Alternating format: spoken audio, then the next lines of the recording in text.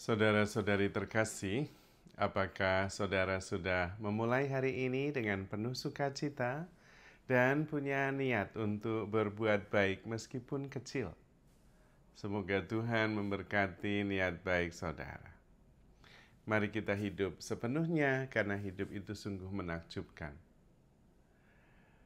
Saya ingin mengajak kita semua untuk mempunyai waktu istirahat.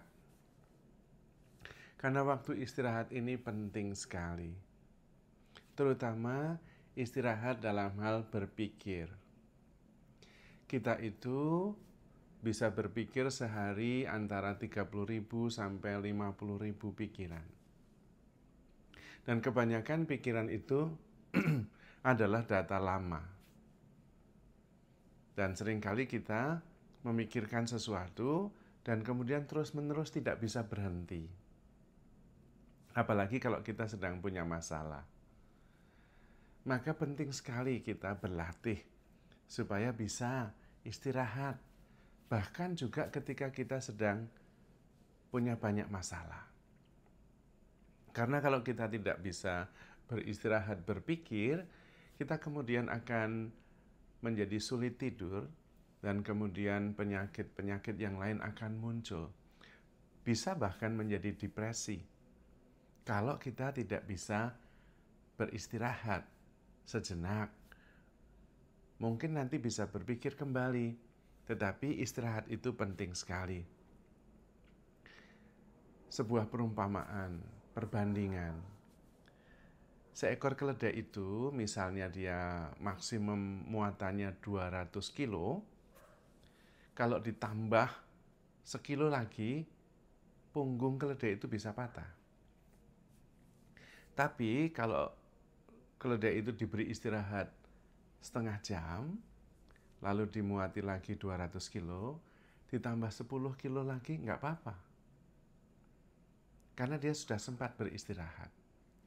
Pikiran kita juga seperti itu. Maka perlu kita latihan mengistirahatkan pikiran. Bagaimana caranya? Kalau bisa tidur, bagus. Istirahat, tidur saja. Apa yang sedang menjadi persoalan, diistirahatkan dulu, diletakkan dulu. Kita bisa mengatakan, nanti saja. Saya mau istirahat dulu, tidur dulu, sesudah tidur saya pikirkan kembali. Biasanya, kemudian kita bisa lebih tenang, lalu bisa tidur. Kalau tidak bisa, duduk saja.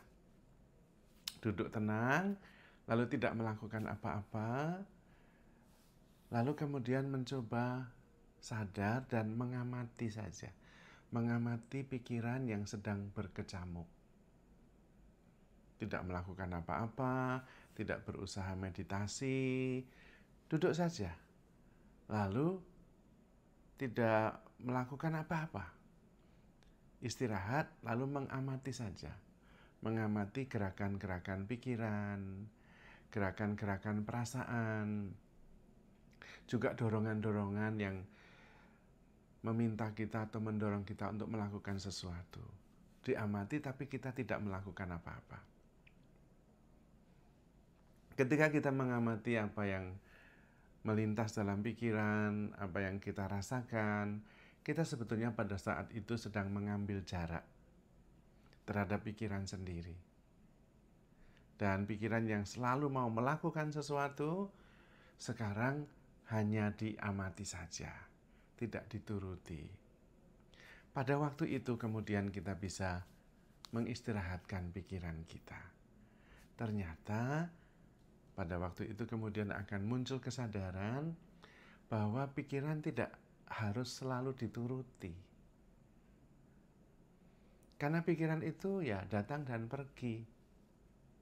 Kita bisa memilih untuk menuruti, memikirkan hal itu, mengikutinya, atau tidak mengikutinya.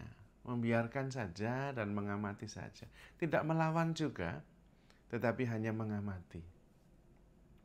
Nah, pada waktu itu muncul jarak antara saya yang mengamati dan pikiran itu. Nah, pada waktu itulah kita lepas dari pikiran yang berkecamuk. Biasanya kemudian pikiran itu akan berganti. Karena pikiran tidak bisa stabil. Kalau kita tidak mengikutinya, dia akan ganti sendiri. Nah, pada waktu itu kemudian kita mengistirahatkan pikiran kita. Kita bisa lebih tenang, kita bisa lebih rileks, dan kita bisa lebih sehat. Biasanya kalau sudah bisa mengambil jarak dengan pikiran, kita juga bisa beristirahat, kemudian bisa tidur. Nah, kalau sudah bisa tidur, banyak hal bisa diselesaikan. Dan lama-lama kemudian kita akan sadar bahwa banyak hal dalam hidup ini tidak harus dipikirkan. Juga banyak hal tidak harus diselesaikan, persoalan-persoalan yang ada dalam kehidupan kita. Karena kehidupan itu bukan sebuah teka-teki atau persoalan yang harus diselesaikan, tapi anugerah dan misteri yang harus dijalani dan disyukuri. Nah, kalau sudah seperti itu, kita tidak lagi membuat penilaian. Yang ada adalah mengalami, mensyukuri, menerima segala sesuatu, dan kemudian sungguh-sungguh bisa hadir sepenuhnya. Tentu pikiran lebih tenang, hati juga lebih ringan. Biasanya itu juga pikiran hanya masalah memori masa lalu dan kekhawatiran akan masa depan. Yang sebetulnya dua-duanya yang nggak ada. Ketika kita duduk saja dan kemudian mengamati, ya itu hanya pikiran. Pikiran itu ya ada di dalam pikiran kita, dalam diri kita, dan hanya sebuah proses psikologis biasa. Tinggal kemudian kita mengamatinya. Tapi bisa juga latihan yang berikutnya adalah duduk mengamati, tetapi yang diamati adalah pribadi kita sendiri. Kemudian kita mencoba berterima kasih. Kita memaafkan diri sendiri, menerima diri sendiri, dan berterima kasih, mengagumi diri sendiri juga. Dan kemudian kita sadari bahwa yang ada dalam diri kita, pikiran kita tentang diri sendiri, entah itu baik, entah itu buruk, yaitu hanya gambaran diri. Itu adalah sebuah penilaian, itu adalah sebuah kumpulan memori yang terus berubah sebetulnya. Karena ketika kita kecil dengan kita sekarang ya beda sekali. Bahkan saya yang 2 hari lalu sudah nggak bisa saya ingat lagi.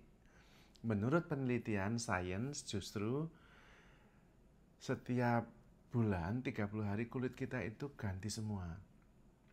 Lalu kemudian liver kita, hati kita itu dalam 6 minggu ganti total. Nah, seluruh diri kita itu sel-selnya itu baru semua dalam 365 hari atau setahun.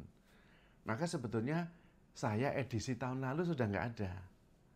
Nah, kalau kemudian disadari hal itu, kita bisa mengaguminya. Karena sebetulnya diri kita adalah sebuah kumpulan dari memori dan kemudian kenangan dari peristiwa-peristiwa. Tapi kita sendiri ya berubah terus mengikuti konteksnya setiap hari. Nah, kalau demikian kemudian kita tidak terlalu kuat berpegang pada gambaran diri seolah-olah itu adalah diri kita yang solid, yang tetap, yang tidak berubah. Dan kalau berubah maka juga suasana hati bisa berubah. Pikiran juga bisa berubah. Maka kita tidak perlu berpegang pada sesuatu yang terus-menerus mengganggu pikiran kita. Kalau memang itu menyakitkan, ya dilepaskan. Kalau itu memang mengganggu, ya diikhlaskan. Tahu memang kita sendiri berubah tiap hari. Dan kalau berubah terus, mengapa kita tidak berubah menuju kepada yang baik? Latihannya dengan mengamati, menjaga jarak, dan kemudian memuji diri sendiri, mengagumi pribadi kita, kemudian juga mengampuni dan menerima diri. Lalu sadar bahwa kemudian kita berubah lagi, bergerak lagi, terus bertumbuh. Besok sudah lain lagi. Sehingga kemudian kita bisa menjadi lebih lega, lebih ringan, lebih luas. Karena memang sebetulnya diri kita yang sebenarnya adalah yang mengamati, yang mengalami, yang sadar, yang terus-menerus bertumbuh. Maka kita mensyukuri setiap hari pengalaman-pengalaman kita.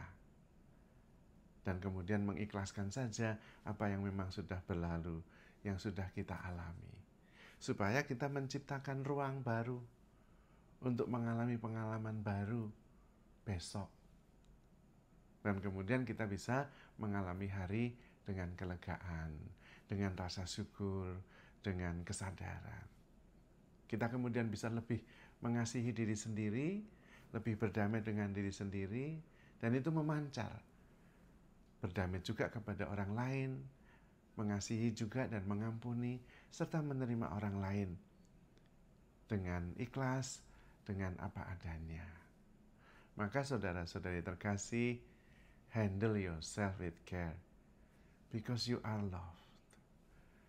Tuhan memberkati.